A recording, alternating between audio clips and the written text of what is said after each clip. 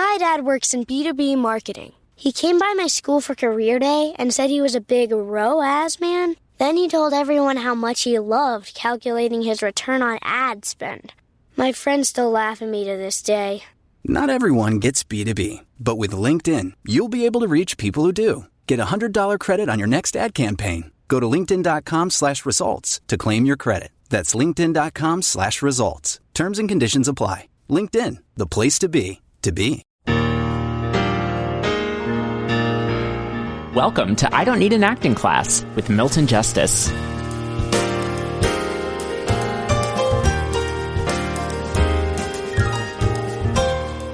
Okay, so a comment in life that I just want to make is, having watched the finals of the French Open and watching Rafael Nadal play tennis, and my thought about him was that he is a warrior on the tennis court. I mean, really amazing on the tennis court.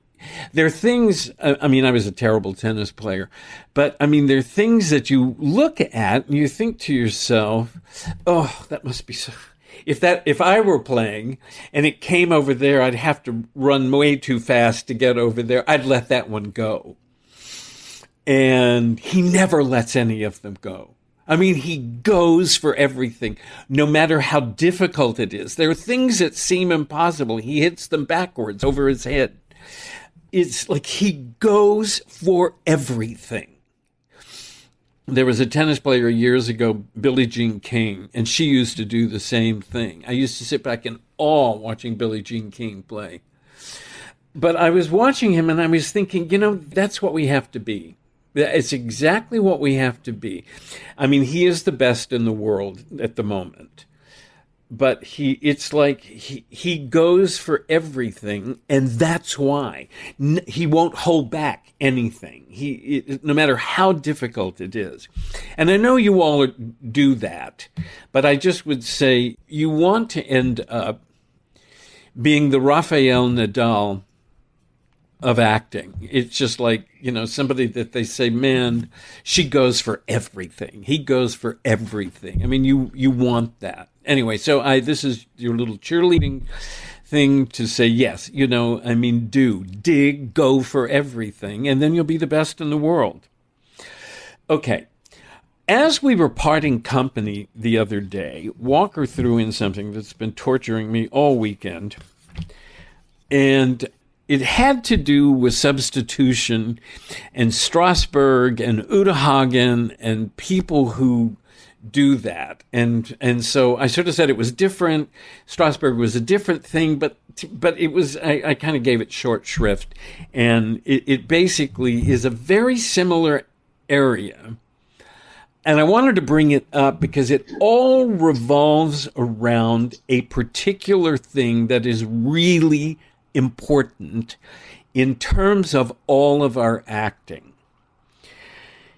And it is the idea that there are given circumstances in a play. And I keep coming back to this, and it was a really important concept. And I've mentioned this before, that Kazan said that when Stella came back from her work with Stanislavski with the concept of given circumstances, it absolutely changed his whole relationship to work. Because what it meant at the end of the day is the conflicts of the play, the conflicts of the character, the problems that exist, all come out of the circumstance of the play. Not some emotional relationship, but it comes out of what is there. We might think of the given circumstances of the play as the experience of the facts of the play. Not just the facts of the play, but the experience of the facts of the play. So this play exists. And in the midst of this play, out of the midst of this play, comes all the drama, comes all the problem, comes all the conflict. And so our relationship to this given circumstance of the play is monumentally important. It's helpful, I think, because it tells you that one of the things to look for is, what is this fight with the given circumstance? If you look at it in terms of a struggle, a fight, a problem. I was just on the phone with Chris Petrovsky, and I said, do you realize how lucky we are? I said, here we keep discovering things our whole lives about acting.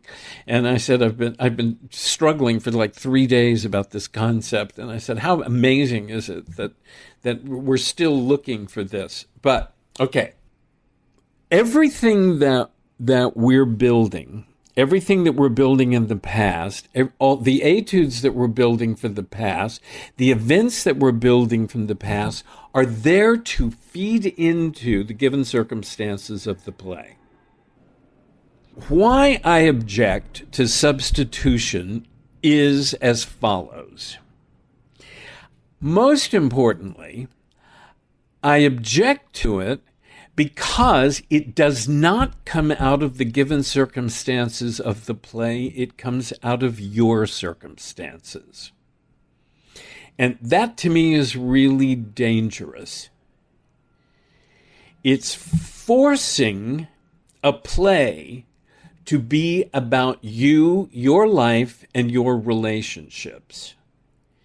And that's why it's a problem. And why are we doing it? We're doing it for an effect.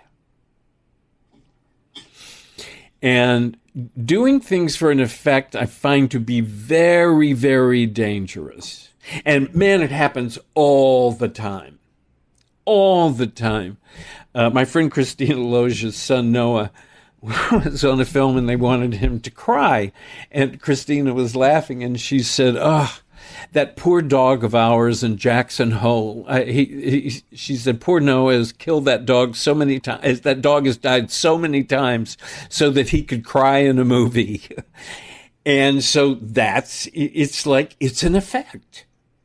It's playing an effect. Greg knows, nobody else. Oh, Giancarlo, you know. Marie Danvers, who was the musical theater duenna at Five Towns.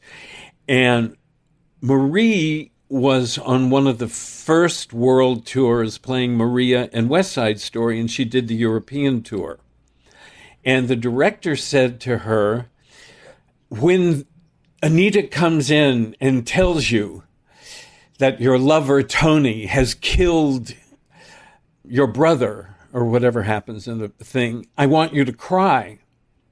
And Marie said to me, so every night I would imagine my father dying, and then I could cry. And so she said, and of course it took me out of the play every night. We're talking about West Side Story. She said, it took me out every night. I'd come to the thing and they'd say, Maria, Tony has killed Nardo. And she said, and I'd have to think about my father, who wasn't dead, think about my father dying. And I'd get all upset about my father dying. And of course, I'd leave the play. So that's one of the issues. And basically, that was really the thing that Strasberg did. What he did was to have you go to a personal emotion in order to get an effect. Now, look, here's the thing. It is difficult. But my God, if you can, as an actor, live off of the play that you're in and respond off the play that you're in, then it will give it to you. And that's phenomenal. How much fun this is to play. And that's what people are looking at. They're looking at a character that's irascible and said, oh, it's so much fun to play him. They're looking at another character and saying, God, it was just so much fun to just sit in his world and go through what he was going through. So the thing about it is, this to me is the joy of acting. Otherwise, you're trying to get an effect. And if you're trying to get an effect, you're missing half the battle. It's almost like you're trying to win and cheat. And what I objected to what Uda did was to do exactly the same thing, is for you to substitute your partner for someone you knew or someone you had an attitude about. And to me, I don't understand it. It is losing the joy. I object to it because I think it cheapens plays, but I also object to it because I think it loses the fun for you. Why on earth would you want to go to your life and your pain and your struggles when you're in a play that's got nothing to do with you? I mean, why put yourself through that? Why on earth would dear Marie imagine her father dying so she could cry in West Side Story? I mean, why would you put yourself through that? And it makes no sense to me. Years ago, JP, Michelle's friend, was working on a scene from class once, and it said, and it was a really cool play, but it was really like white trash. And so they said, that he was in his underwear. And so I said to JP, have you worked on the scene in your underwear? And he said, yes. And I said, so what did that feel like? And so he said, well, it was very intimidating and very, I felt really weird. And I said, and that's the problem. JP would feel weird walking around the house in his underwear. The character doesn't. The character was somebody who thought nothing about walking around the house in his underwear. So you see, even something like putting on a costume is not enough unless when you put on the costume, and yes, I am always there saying, always have an element of costume. I think for every audition, you should have an element of costume, and especially if you have an element of costume that's not yours. I mean, I have to say, when we moved to New York, Chris Petrovsky's closet was filled with more things he would never, ever wear again, because he always had something new for every audition. And it was piles of it. And he'd just have to go find the right thing, even if it was a pair of socks. So, all of those little things, but it's to help you fulfill the character. It is to help you find the character, because a lot of what the character is what they wear. Think about it. Men, I know, if you put on a tuxedo, don't you feel different than you do in cutoffs? It's absolutely amazing. Raphael called me once. He had to go into Stockholm to go with his mother to the hospital. And of course, because he's a gentleman and well brought up, when he went to the hospital to meet with the doctors, he was in a coat and tie. I couldn't believe that people still existed like that. And he called me from the car, and I kept thinking, who is that? It was just because he was all dressed up because he was meeting the doctors at the hospital. So it changes you. So that makes sense. Making a costume choice changes you and helps you. Years ago, Lee Grant wanted to audition to play Mrs. Mussolini. And I've told you all this story, but I was amazed that she was willing to audition anyway, because she was an Academy Award-winning actress, and so one would have thought the Academy Award was her audition. But she was supposed to have a lunch meeting, and she was annoyed. She said, I'm just going to tell him, it was at a hotel, let's go upstairs and I'll read for you. And I said, Lee, I thought it was just a meeting. And she said, well, they're going to be looking at me through the salad course and trying to figure out whether or not I can play Mrs. Mussolini. And so she said, I'm just going to say, let's go upstairs, I'll read. And then she put on a crucifix. And I was so impressed. I said, well, that's a lovely thing for a Jewish girl. And she said, well, the Italian state was officially atheist, but I think that secretly Mrs. Mussolini was a devout Catholic, But it was a little crucifix. It wouldn't even show. But it's just like that attention to detail is important. But you have to do it from the character's point of view. So I think that's really the important issue. John Slattery, I think is his name. Okay, so he's playing the super genius in this TV series. And so the question, somebody was they were asking him questions. And they said, how did you prepare for the role of a super genius? And he said, and this is to me is the sign of an actor. He said, I looked at all the usual suspects, Bill Gates, Elon Musk, and then just kind of filed it all away. He said, I don't know that much about the tech side of it.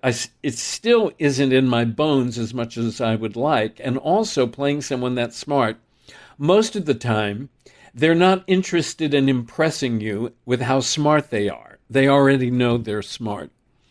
So I thought that was really interesting.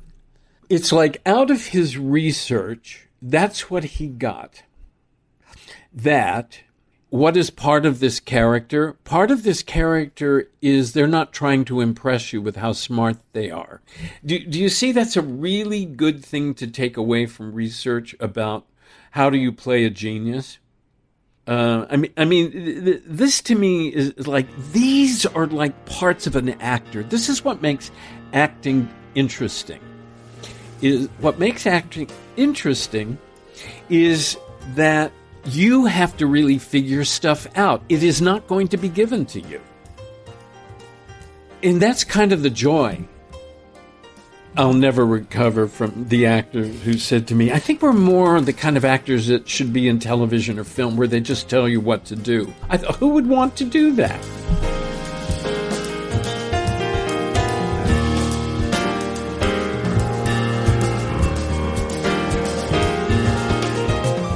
I Don't Need an Acting Class is hosted and created by Milton Justice. Senior producer is me, Walker Vreeland, and director of online media is Evan Sollers. Music by Jeffrey Keyser Trio, May This Be Love, from their album On My Way to You. If you have a moment, please rate us and review us on Apple Podcasts. It helps other people find us. And if you would like to send an email, if you have a question for Milton, you can do so at questionsformilton@gmail.com. Another way to get in touch is on Instagram at I Don't Need an Acting Class. Thank you so much for listening, and we will see you back here next week.